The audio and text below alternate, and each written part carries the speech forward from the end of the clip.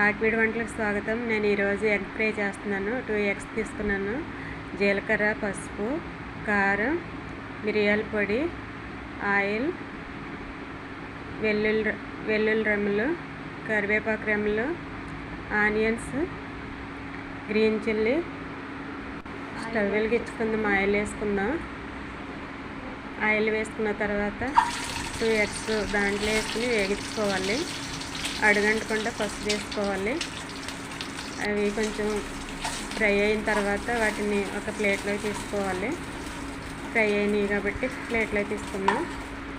ప్లేట్లో తీసుకున్న తర్వాత ఇప్పుడు ఉల్లిపాయలు వేసుకోవాలండి. ఉల్లిపాయలు వేసుకుని అవి బ్రౌన్ కలర్లోకి రావాలి. బాగా వేగించుకోవాలి. అవి దోరగా వేగాలి.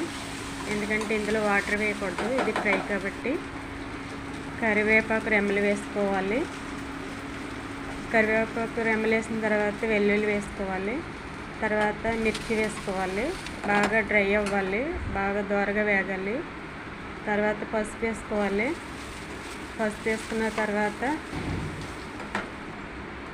కొంచెం సాల్ట్ సరిపడగా వేసుకోవాలి. మిరియాల పొడి వేసుకోవాలి.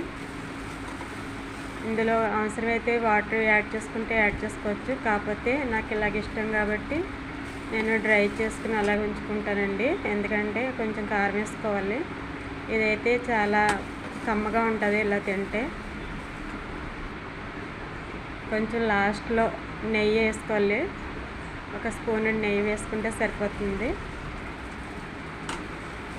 బాగా పట్టేటట్టు అడగంటకుండా తిప్పుకోవాలి గట్టితోటి.